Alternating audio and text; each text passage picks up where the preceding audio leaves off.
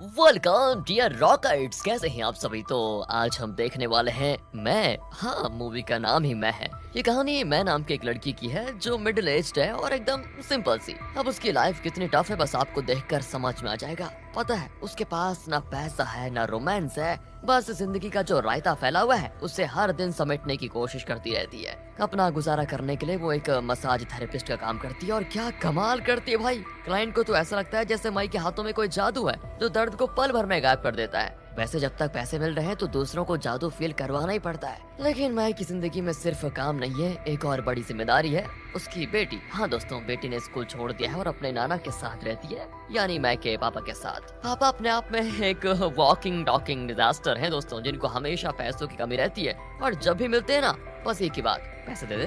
तो दोस्तों मैं का सफर आसान नहीं है। समाज ने उसको कभी मर्दों का मन बहलाने वाली बुला दिया तो कभी किसी अमीर आदमी की शुगर बेबी, बस हर तरफ से ताना ही ताना। यार ये इंट्रो कुछ ज्यादा लंबा नहीं हो गया, चलिए शुरू करते हैं। तो मूवी की शुरुआत में सबसे पहले मैं को दिखाते हैं, हाथ में कुछ सामान और एक क्यूट सी पैट फिश लेकर अपने रेंट वाले घर की तरफ जा रही होती है। वो अपनी सोच में ही रहती है कि तभी अचानक एक लड़का उससे टकरा जाता है और उस लड़के का नाम डोंग है दोस्तों, जो एक कंप्लीट प्ले बॉय है। हाँ मतलब एक दिन एक गर्लफ्रेंड तो दूसरे दिन दूसरी वाली। और इस टकरावट में होता यह है कि मैं का सारा सामान और उसकी प्यारी फिश नीचे गिर जाती है। वो टेंशन में जल्दी जल्दी अपना सामान उठाने लगती है तो डुओंग थोड़ा गिल्टी फील करता है और मदद करने के लिए आगे भी आता है। उसके बाद मैं उसको एक छोटी सी स्माइल देकर थैंक यू बोलकर सीधे अपने घर की ओर निकल आती है। अब दोस्तों जैसे मैं अपना सारा सामान रूम में रखने आती है तभी उसकी मकान मालकिन आ जाती है, बिना किसी फॉर्मेलिटीज के सीधा किराए की बात करती है कि कब दोगी किराया। लेकिन दोस्तों मैं बिना कुछ कहे चुपचाप पैसे दे देती है। मकान मालकिन के चेहरे पर खुशी तो देखो भाई, जैसे लॉटरी लग गई हो।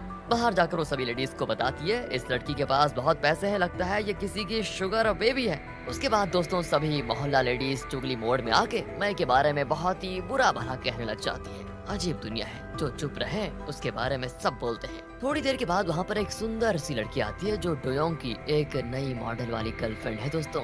फैशन शो जैसा लगता है जब वो डोयोंग के कमरे में आती है और जैसे ही रूम का दरवाजा बंद होता है डोंग रोमांटिक मोड में आकर उस लड़की को खींच लेता है और दोनों के बीच फुल ऑन रोमांस। अब थोड़ी देर के बाद डोंग अपनी गर्लफ्रेंड को बाहर तक छोड़ने आता है बालकनी में फुल एटीट्यूड के साथ। वहीं से उसकी नजर मैं पर पड़ जाती है जो किसी और से फोन पर बात कर रही होती है। अब डोंग को बड़ी क्यूरियोसिटी होती है कि पूछ लेता हूँ इससे इसका नाम क्या है। वो भी पूछ बैठता है तुम्हारा नाम क्या है और तुमने मुझे अभी तक अपना नाम क्यों नहीं बताया। दोस्तों मैं तो एक स्माइल के साथ बस गुड नाइट बोलती है और जाने लगती है। ओह लेकिन ये क्या, अचानक से डोंग की पैंट बालकनी के लोहे के टुकड़े में फंसकर खुली रह जाती है और मैं की आंखों के सामने लाइव कॉमेडी शो शुरू हो जाता है दोस्तों।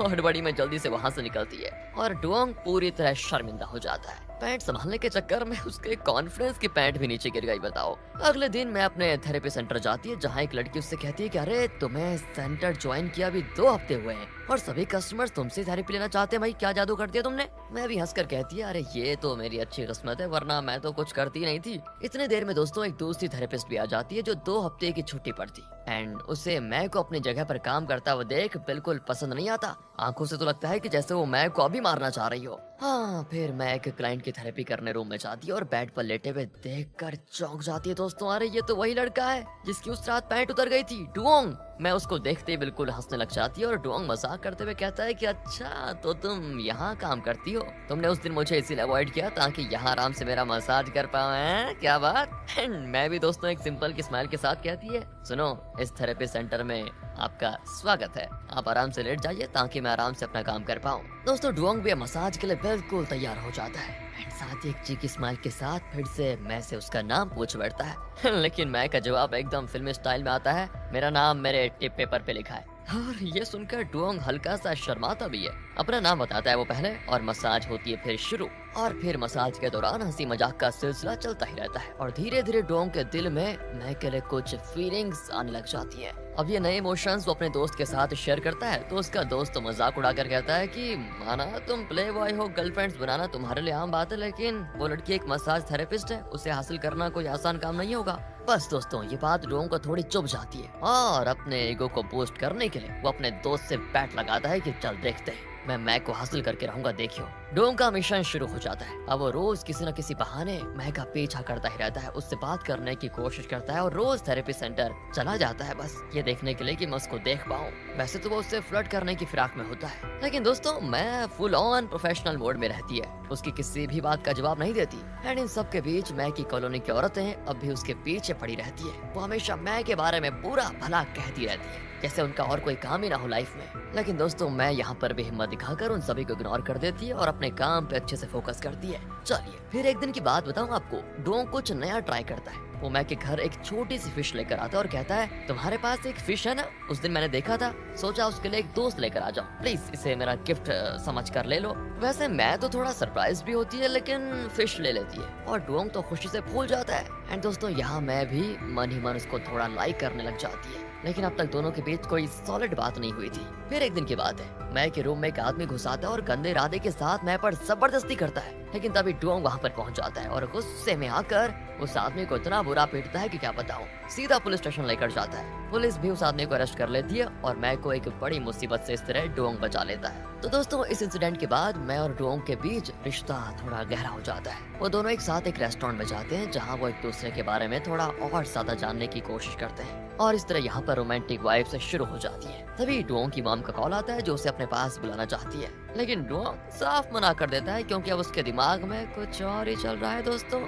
और अब हमें तो लगता है कि डोंग का प्ले बॉय हर्ट कुछ सीरियस होने लग गया है। लेकिन दोस्तों मैं जब ये देखती है ना कि डोंग अपनी माँ की बात नहीं मान रहा है, उनको मना कर रहा है, तो उसको थोड़ा अजीब भी लगता है। इसलिए वो पूछ बैठती है कि तुम अपनी मॉम के पास क्यों नहीं रहते हो, बताओ, क्या तुम अपनी मॉम से प्यार नहीं करते? डोंग हल्का सा मुस्कुराते हुए कहता है कि अरे तुमने मुझे बहुत जल्दी जज कर लिया, मैं अपनी मॉम से बहुत प्यार करता हूँ पागल। ये सुनकर मैं थोड़ा एम्बैरस हो जाती है। उसके बाद दोनों वहाँ से घर के लिए निकल पड़ते हैं। तो रास्ते में ये डोंग ना फिर से अपने फ्लर्ट मोड में ऑन हो जाता है और मैं से थोड़ा छेड़छाड़ करता है। मैं भी ब्लश करते हुए बस स्माइल करती रहती है, लेकिन अंदर ही अंदर बड़ी खुश। और जब वो घर पहुंचती है तो देखती है उसकी बेटी मिन वहां पर खड़ी हुई है। मिन दोस्तों अपनी माँ मैक के फोन कॉल्स का जवाब ना पाने पर अपने नाना के साथ यहाँ पर आ गई थी। अब मैं थोड़ा शॉक भी होती है और डोंग को इंट्रोड्यूस करते हुए कहती है, ये मेरी बायोलॉजिकल बेटी है जिससे मैं सच में बहुत प्यार करती हूँ।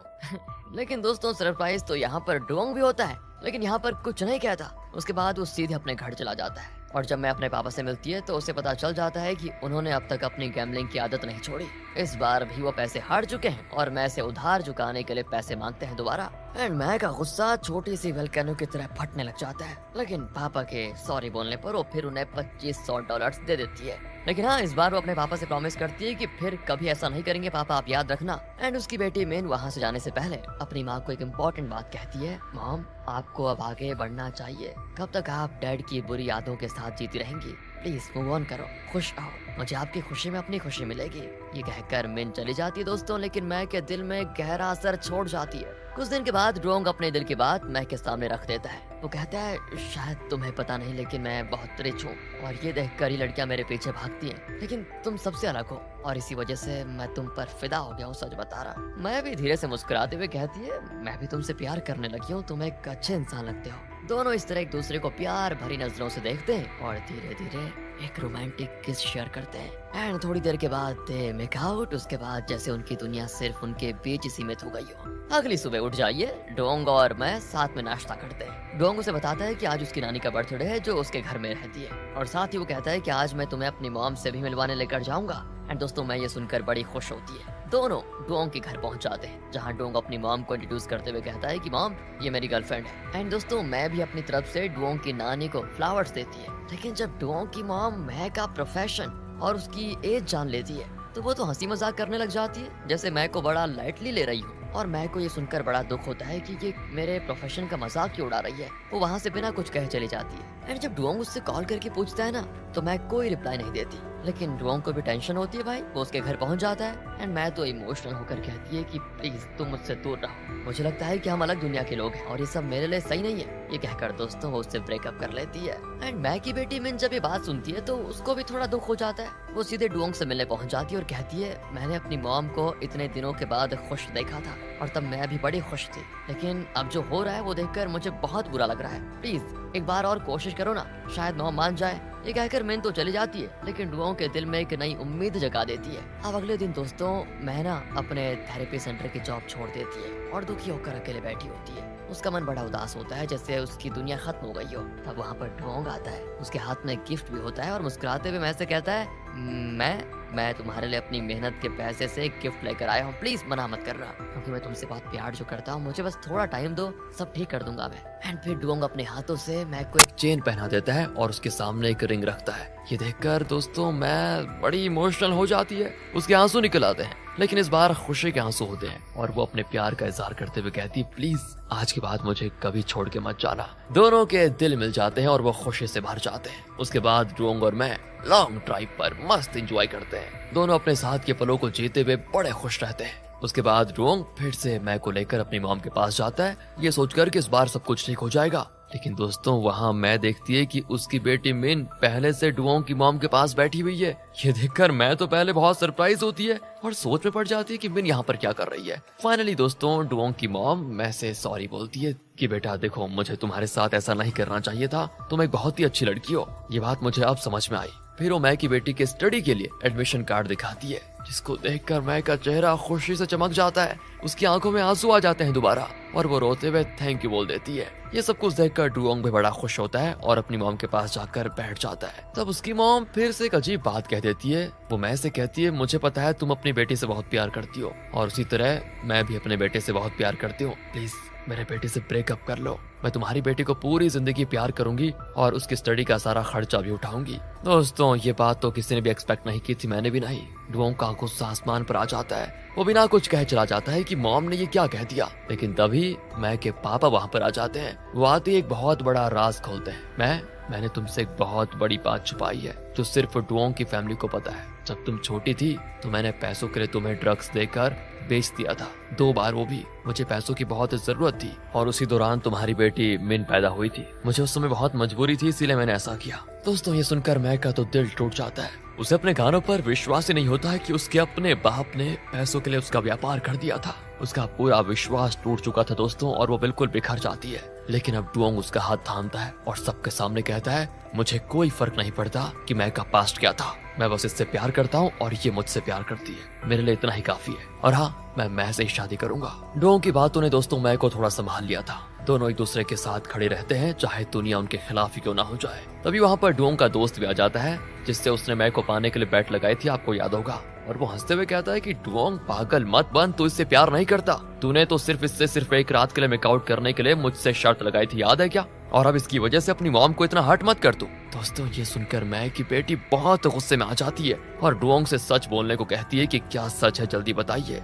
डुओंग कुछ बोलता है, इससे पहले उसकी मॉम की तबीयत खराब हो जाती है और सभी लोग फिर उन्हें हॉस्पिटल लेकर जाते हैं। ये सारा ड्रामा देखकर मैं तो डिसाइड कर लेती है कि वो अब डुओंग से शादी नहीं करेगी। वो नहीं चाहती कि उसकी वजह से डुओंग की मॉम को और तकलीफ हो। हॉस्पिटल के बाहर मैं डुओंग से कहती है, देखो हमें ब्रेकअप कर लेना चाहिए, शायद हम इस जन्म में एक साथ हो ही नहीं सकते, लेकिन हाँ हमारा प्यार हमेशा जिंदा रहेगा। डुओंग ये सुनकर टूट जाता और बहुत ज्यादा रोता भी है। तो मैं उसे समझाते हुए कहती है, देखो तुम अपनी मॉम की पसंद की लड़की से शादी कर लो, मुझे विश्वास है कि तुम हमेशा उसे खुश रखोगे। एंड दोस्तों वो अपने आंसू छुपाते हुए उससे दूर जाने का फैसला लेती है। इसके बाद मैं एक लेटर लिखकर डुओंग को अपने फैसले के बारे में बताती है और शहर छोड़कर कहीं दूर नई जिंदगी की शुरुआत कर लेती है। लेटर में वो लिखती है कि तुम्हारा प्यार पाके मेरी जिंदगी पूरी हो गई, थैंक यू डुओंग मुझे इतना प्यार करने के लिए। अब तुम भी अपनी लाइफ में आगे बढ़ो और अपनी मॉम को खुश रखो। कहानी के अंत में दोस्तों 4 साल के बाद का सीन दिखाते हैं। मैं अब एक सफल बिजनेसमैन बन चुकी है। एक दिन उसके होटल रुकने के लिए